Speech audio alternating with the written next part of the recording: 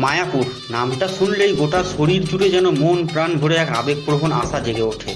পশ্চিমবঙ্গের নদিয়া জেলার কৃষ্ণনগর সদর মহকুমা নবদ্বীপ সিডি ব্লকের বামুনপুকুরের একটি পাড়া জলঙ্গি নদী এবং গঙ্গা নদীর উপনদী ভাগীরথীর সঙ্গমস্থলে অবস্থিত। গৌড়ীয় বৈষ্ণব ধর্মের অনুসারীরা এই এলাকাটিকে আধ্যাত্মিকভাবে গুরুত্বপূর্ণ বলে মনে করেন। ইস্কন দ্বারা নবনির্মিত নগরী, যা ইস্কনের প্রমুখ কার্যালয় ও পশ্চিমবঙ্গের একটি নবীন পর্যটন কেন্দ্র তথা পৃথিবীর বৃহত্তম চন্দ্রোদয় মন্দির মায়াপুরে অবস্থিত। মায়াপুরের কাছে জলঙ্গি নদী ভাগীরথী নদীতে মিশেছে, তা এক বিচিত্র বর্ণনাময় দৃশ্য। দুই নদীর জল একসাথে মিলিত হয় না, দেখতে অপরূপ সৌন্দর্য, মনে হয় তাকিয়েই থাকি। এই মন্দিরের অধিকাংশই সেবক আগত হয়েছেন ইউরোপ ও আমেরিকার নানা দেশ থেকে, এসে সনাতন ধর্ম গ্রহণ করেছেন। এই মন্দিরের প্রধান উৎসবগুলি হলো চন্দনযাত্রা, স্নানযাত্রা, রথযাত্রা, ঝুলন যাত্রা, জন্মাষ্টমী, রাধাষ্টমী, রাসযাত্রা, শিল প্রভুপাদের ব্যাস পূজা, দোলযাত্রা প্রভৃতি।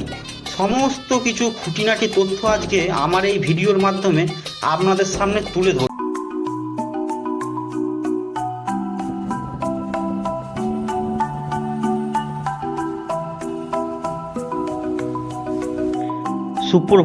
সুপ্রভাত জানাই বর্ধমান স্টেশন প্রাঙ্গণ থেকে আমার সকল দর্শক বন্ধুরা, আশা করছি তোমরা সবাই ভালো আছো, সুস্থ আছো। আজকে আবারও একটি নতুন ব্লগে সবাইকে স্বাগত জানাই। আপনারা সবাই বুঝতে পেরেছেন ভিডিওর টাইটেল বা থাম্বনেল দেখে আজকে আমরা কোথায় যেতে চলেছি। আমি আজকে আপনাদের সঙ্গে রয়েছি আশিস। আজকে যাব আমরা বিশ্বের সব থেকে বড় মন্দির দেখতে। হ্যাঁ বন্ধুরা, আজকে যাব আমরা মায়াপুর ইস্কনের চন্দ্রোদয় মন্দির দেখতে। বর্ধমান থেকে মায়াপুর ইস্কন মন্দির 3 রকমভাবে যাওয়া যায়। 1 নম্বর হলো বর্ধমান থেকে ভায়া ব্যান্ডেল হয়ে নবদ্বীপ ধাম ট্রেনে করে যাওয়া যায় এবং সেখান থেকে ইস্কন মন্দির যাওয়া যায়। 2 নম্বর হলো বর্ধমান থেকে ভায়া কাটোয়া হয়ে নবদ্বীপ ধাম যাওয়া যায় এবং সেখান থেকে ইস্কন মন্দির যাওয়া যায়। আর 3 নম্বর হলো বর্ধমান থেকে ডাইরেক্ট নবদ্বীপ ধামের বাস পাওয়া যায় এবং সেখান থেকে ইস্কন মন্দির যাওয়া যায়। তো আজকে আমরা যাব ভায়া ব্যান্ডেল হয়ে নবদ্বীপ ধাম। বন্ধুরা, আপনার সাথে গল্প করতে করতে আমি কখন ব্যান্ডেল স্টেশনে পৌঁছে গেছি বুঝতেই পারিনি। যাই হোক, আমি এখন ব্যান্ডেল স্টেশনের 5 নম্বর প্ল্যাটফর্মের সামনে দাঁড়িয়ে। আমরা ধীরে ধীরে কিন্তু ব্যান্ডেল স্টেশন পার হয়ে গেলাম। আমাদের নেক্সট গন্তব্য হচ্ছে এখান থেকে নবদ্বীপ স্টেশন। আমরা কিন্তু হাওড়া কাটোয়া লোকালে চেপেছি। চারিদিকে সবুজ ঘাস মাঠ, নদী নালা পেরোতে পেরোতে চারিদিকে কিন্তু পরিবেশটাই অন্যরকম, আর সঙ্গে হচ্ছে ঝিরিঝিরি বৃষ্টি। আর এইদিকে কিন্তু প্রচুর কলা গাছ লাগানো আছে দেখছি, মানে রাস্তার দুধারে কলা গাছের চাষ আছে। আর এছাড়াও এইদিকে কিন্তু পাট চাষ খুবই বিখ্যাত। আর আমরা কিন্তু এখন অম্বিকা কানলা চলে এলাম। এই অম্বিকা কানলায় কিন্তু বর্ধমানের মতো আরও 108টা মন্দির আছে শিবের। চলো আমরা নবদ্বীপ স্টেশনে পৌঁছে গেলাম। এই মুহূর্তে চলে এসেছি আমি নবদ্বীপ ধাম স্টেশনে। এখান থেকে আমি যাব মায়াপুর যাওয়ার যে নবদ্বীপের যে ঘাট আছে সেই ঘাটে। আর আমার ঠিক সামনেই আছে নবদ্বীপ ধাম স্টেশন, আর পেছনের এই টোটো স্ট্যান্ডের মধ্যে দিয়ে দেখি কত টাকা কি নেয়। বন্ধুরা, স্টেশন থেকে বেরিয়ে বাঁদিকে টিকিট কাউন্টার ফেলে রেখে আমরা এবারে ফেরিঘাটের উদ্দেশ্যে রওনা দেবো। 2-1টা টোটোওয়ালার সাথে কথা বলে জানতে পারলাম যে তারা সম্পূর্ণ টোটো ভর্তি না হলে ছাড়বে না এবং মাথা পিছু যাকে যেমন পাচ্ছে বলছে, কাউকে 40 টাকা, কাউকে 50 টাকা। তাই আমরা চিন্তাভাবনা করলাম হেঁটেই আমরা যাব। সেক্ষেত্রে আমরা এখন ফেরিঘাটের উদ্দেশ্যে রওনা দিয়েছি। চলো ধীরে ধীরে দেখা যাক। আর সঙ্গে হচ্ছে ঝিরিঝিরি বৃষ্টি। কিছুটা হাঁটতে হাঁটতে স্টেশনের একদম গা দিয়ে যে রাস্তা চলে গেছে, মা দিক দিয়ে একটুখানি আসলেই নবদ্বীপ ধাম বিদ্যাপীঠ হাই স্কুল। আর এগিয়ে আসার পরেই এই রাস্তা ধরেই সোজা যেতে হবে। মিনিট 10 হাঁটার পরেই আমরা এলাম নবদ্বীপ বাস স্ট্যান্ডে। এই নবদ্বীপ বাস স্ট্যান্ডে কিন্তু বর্ধমান থেকে আপনি বাসে করে এলে এখানেই কিন্তু আপনাকে নামতে হবে, বা আপনি ফেরার পথে যদি মনে করেন যে বাসেই যাবেন তাহলে এই বাস স্ট্যান্ড থেকেই আপনি ডাইরেক্ট বর্ধমান যাওয়ার বাস পাবেন। চলতে চলতে রাস্তায় ঝিরিঝিরি বৃষ্টি হচ্ছে। তো সামনের দিকে আমরা এগিয়ে যাই। কিছুক্ষণ এগিয়ে যাওয়ার পরে আমাদের সামনে পড়লো নবদ্বীপ পৌরসভা। আর এই পৌরসভার সামনে যে ডান দিকে রাস্তা আছে, এই রাস্তা দিয়ে সোজা চলে গেলেই পড়বে নবদ্বীপ ফেরিঘাট। সামান্য অল্প কিছু বৃষ্টি হয়েছে, এই বৃষ্টিতেই কিন্তু চারিদিকে জলে জলাময়। মানে ভাবতেও অভাব লাগছে, হাঁটু পর্যন্ত জলে ডুবে গেছে। হাঁটা যা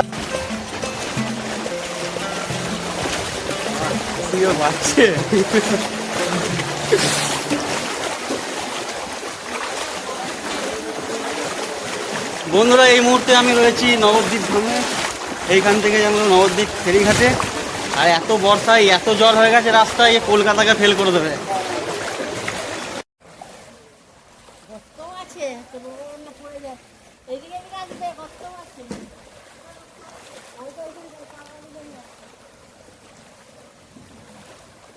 যাই হোক, জলঘাট কাদা পেরিয়ে আমরা কিন্তু অবশেষে ফেরিঘাট যাওয়ার কিন্তু মেন রাস্তাতে এসে পৌঁছে গেছি। এখান থেকে আর 2 মিনিট হাঁটলেই ফেরিঘাট। আর রাস্তা যেতে যেতে কিন্তু এক জায়গায় দেখলাম এখানে কিন্তু পাট লোড হচ্ছে। নবদ্বীপে কিন্তু পাট চাষ খুব বিখ্যাত, আর তার সঙ্গে যেমন আছে লাল দইও খাবো। এই কিছুটা এগোনোর পরেই একটা দোকান আছে, এইখান থেকে আমরা দই কিনে এখন দই খাচ্ছি। দইয়ের টেস্টও কিন্তু খুবই ভালো, দারুণ দই। আপনারা চাইলে কিন্তু ফিরে যাওয়ার পথে আপনারা দই নিয়ে যেতে পারেন। নবদ্বীপের লাল দই খুবই বিখ্যাত। চলো আমরা ফেরিঘাটের দিকে যাওয়া যাক। আমরা চলে এসেছি মায়াপুর যে ঘাটে যাওয়ার জন্য, নবদ্বীপের যে ঘাট, সেই ঘাটের কাছে চলে এসেছি। সামনে টিকিট কাউন্টার আছে, টিকিট কাউন্টারে টিকিট কেটে আমরা মায়াপুর চলে যাবো সরাসরি। দেখতে পেলে বন্ধুরা, এই মায়াপুর যাওয়ার জন্য লঞ্চের টিকিট কেটে নিলাম 40 টাকা চারটে। 4 জন আছি আমরা। চলো সামনের দিকে এবারে লঞ্চের দিকে যাবো। ঘাটে যাওয়ার রাস্তা, আস্তে আস্তে আমরা যাবো সামনে।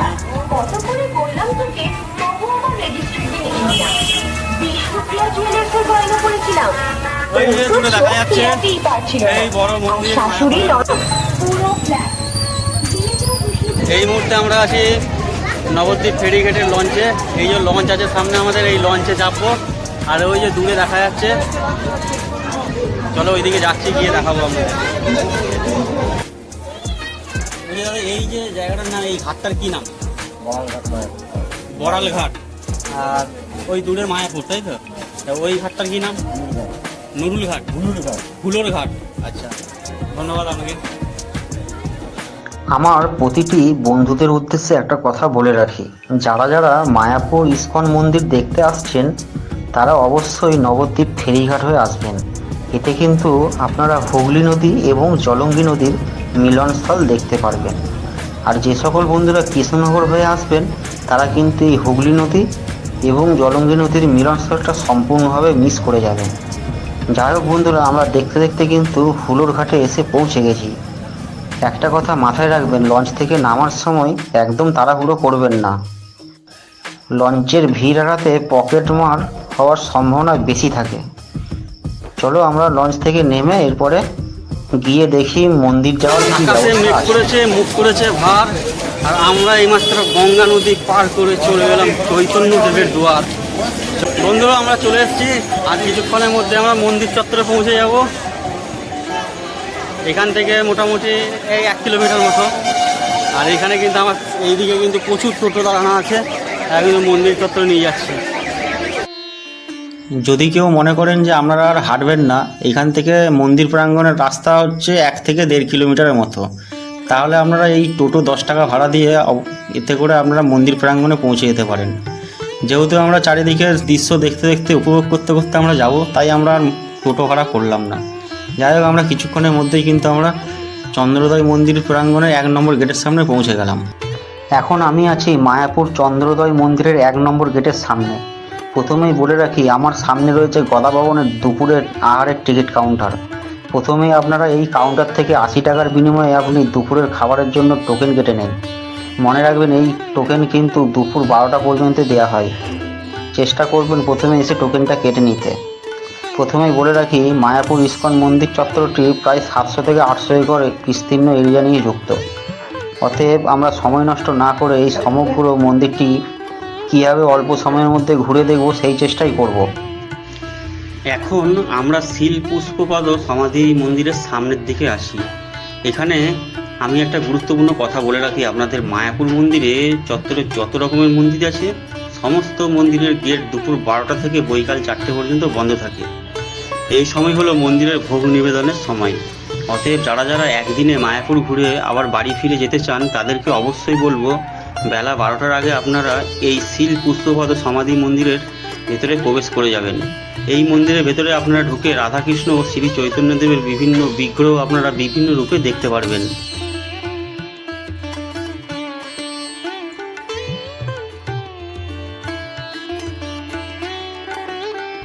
আর তার সঙ্গে দেখে নেবেন শিল প্রভুপদ সৌধ সমাধি। মনে রাখবেন মন্দিরের দ্বিতীয় তলাতে ওঠার জন্য মাথাপিছু 15 টাকা করে এন্ট্রি ফি লাগে। আর তার সঙ্গে আপনি দেখে নিতে পারেন মন্দিরের ক্লক টাওয়ারের উপরে মা গঙ্গাকে। চাইলে আপনি মা গঙ্গাকে ধূপ দিয়ে স্মরণও করতে পারেন, তার ব্যবস্থাও আছে।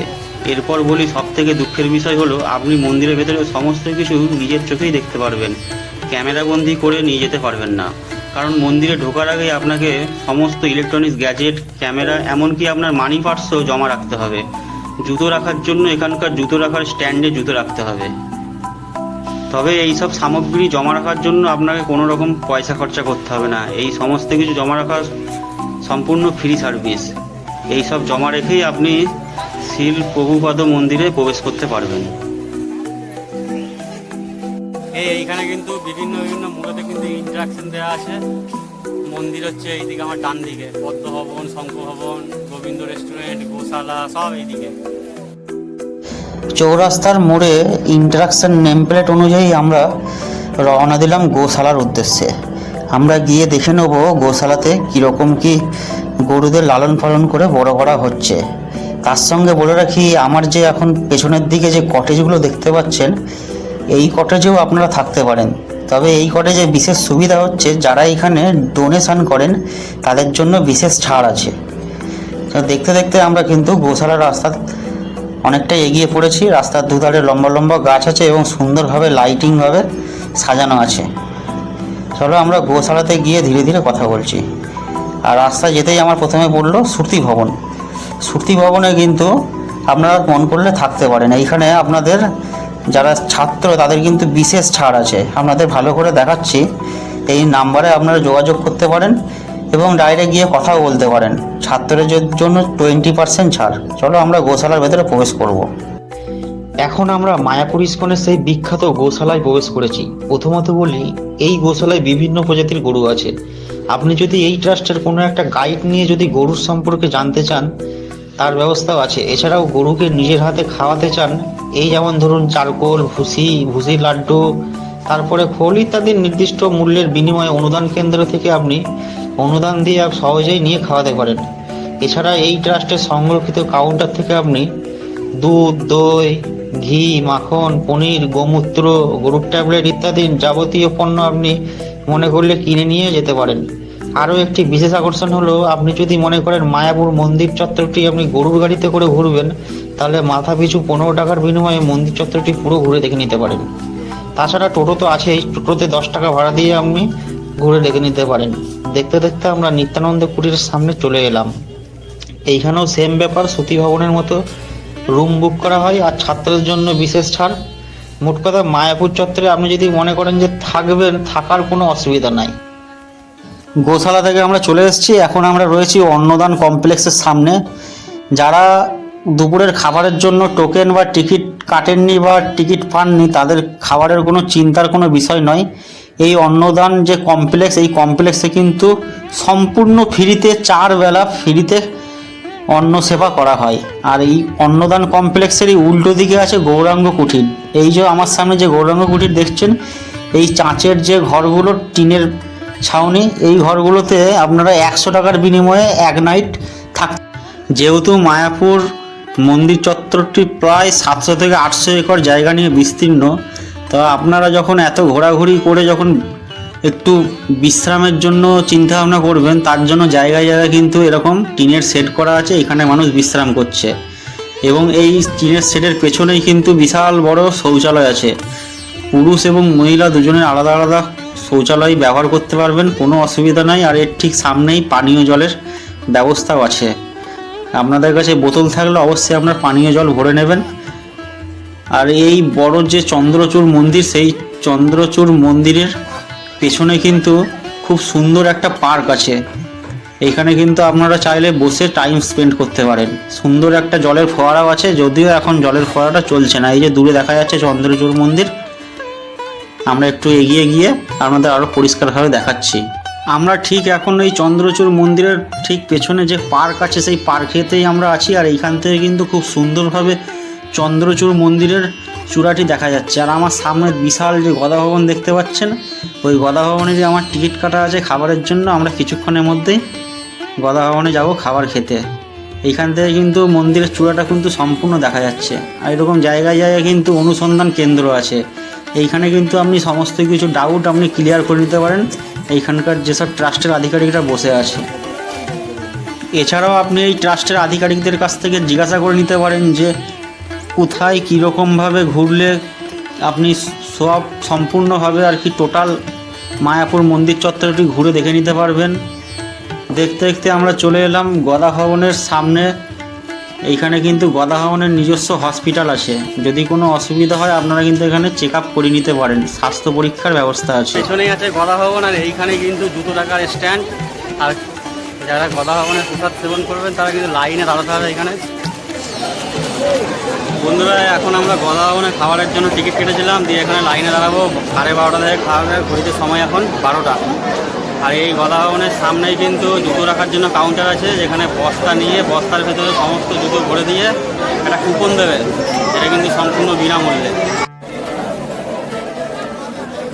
এই ইসকনের টিকিট এটা হচ্ছে 80 টাকার গদা ভবনের টিকিট। হ্যাঁ, টাইমগুলো দেখে নিন। এইটা একদম 1 নম্বর গেটের সামনে এই টোকেনটা পাওয়া যায়, বেলা 12টা পর্যন্ত এই টোকেন। গদা ভবনের রাস্তার উল্টো দিকে এরকম সুন্দরভাবে রেলিং করা আছে, রেলিংয়ের ভেতর দিয়ে আপনাদের গদা ভবনের ভেতরে প্রবেশ করতে হবে। খাবারের লাইন কিন্তু এই টিনের শেডের নিচেতেই প্রথমে দিতে হয়েছিল, তারপরে ধীরে ধীরে যখন টাইম হয়ে যায় তখন আমাদের গদা ভবনের দিকে যেতে দেয়। এখানে ইন্টারাকশন দেওয়া আছে শঙ্খ ভবন, চক্র ভবন, গৌরাঙ্গ কুটির, নিত্যানন্দ কুটির, গোবিন্দ কুটির। হ্যাঁ, মুহূর্তে আমরা আছি গদা ভবনের ভেতরে, যেখানে খাবার পরিবেশন হচ্ছে। কিছুক্ষণের মধ্যে আমরাও খাবার পাবো। চলো ধীরে ধীরে যাওয়া যাক সামনে।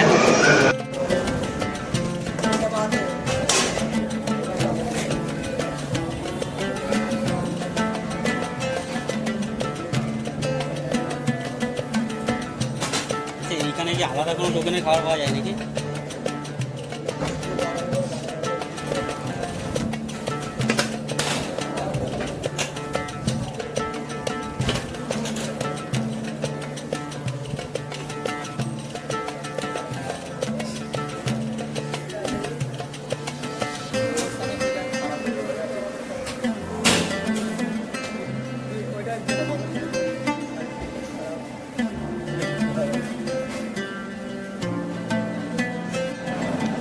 এই হচ্ছে গদা ভবনের খাবার। রুটি দিয়েছে, পটল আলুর তরকারি, এটা হচ্ছে পনিরের এটা তরকারি, পায়েস, বেগুনি, ভাত আছে।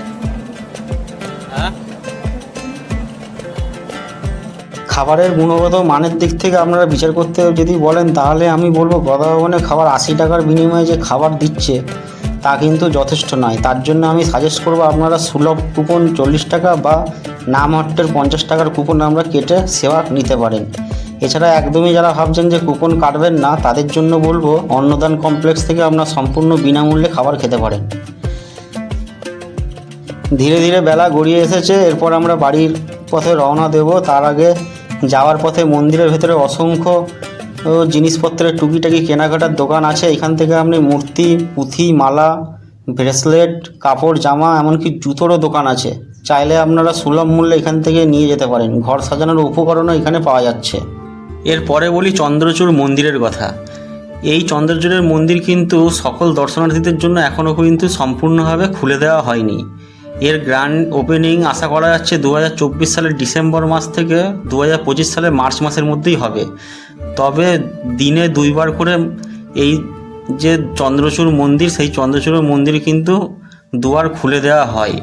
দুপুর 12টার সময় একবার এবং বিকেল 5টার সময় একবার। বন্ধুরা, যে মায়াপুর ঘুরতে এসছি, আর আমার মা বলছে যে দেখতে দেখতে যাবো না নাকি? দেখতে দেখতে দেখতে যাবো না নাকি?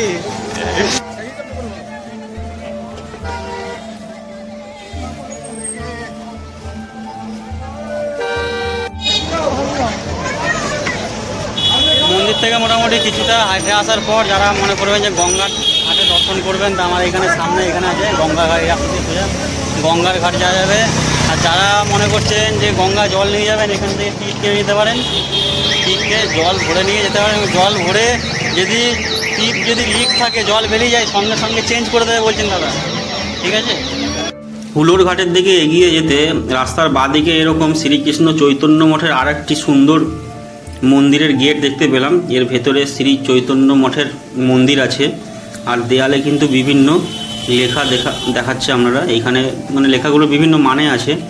যাই হোক, এত সময় আর নাই, আমাদের ফিরে যেতে হবে। এই সেই মন্দির, এইখানেও চাইলে আপনার ভিজিট করতে পারেন। চলো আমরা ধীরে ধীরে এবারে হুলোর ঘাটের দিকে পৌঁছাবো। আমাদের যেতে হবে, আমরা চলে এসেছি হুলোর ঘাটে। এরপর আমাদের নবদ্বীপ স্টেশনে যেতে হবে। সেখান থেকে আবার যেভাবে এসেছিলাম আমরা সেইভাবে গিয়ে বর্ধমানে দেখা হচ্ছে। এই যে নীল আর ঘোলা, এই যে পরিষ্কার বয়ে যাচ্ছে এখান থেকে, এই যে পুরো পরিষ্কার ভালো করে বয়ে যাচ্ছে। এই যে মনে রাখবেন, এই নীল জলটি হচ্ছে জলঙ্গি নদীর জল এবং ঘোলা জলটি হুগলি নদীর জল। এই মিলনস্থল দেখা কিন্তু দুর্লভ দৃশ্য, চোখে পড়ার মতো। আমরা নদী পার হয়ে একটা টোটো পেয়ে গেছি। 20 টাকার বিনিময়ে আমরা নবদ্বীপ স্টেশনের উদ্দেশ্যে রওনা দিচ্ছি। চলো আমরা ধীরে ধীরে এবারে বাড়ির পথে রওনা দেবো। স্টেশনে গিয়ে কথা হচ্ছে। তো কেমন ঘুরলে একটু বলো তুমি আমার দর্শককে। গেলে মন জুড়ে যাবে, দেখতে খুব সুন্দর সব মন্দির। ভালোই ঘুরেছ? হ্যাঁ, দারুণ ঘুরেছি। আমরাও ঘুরছিলাম, এবারে দর্শক বন্ধুরাও ঘুরে আসুন। দেখতে দেখতে আমরা চলে এলাম বর্ধমান স্টেশনে। আজকের মতো ভিডিওটি এইখানেই শেষ করছি। দেখা হচ্ছে নতুন কোনো এপিসোডে, নতুন কোনো পর্বে। আশা করি সবাই ভালো থাকবেন, সুস্থ থাকবেন। ধন্যবাদ।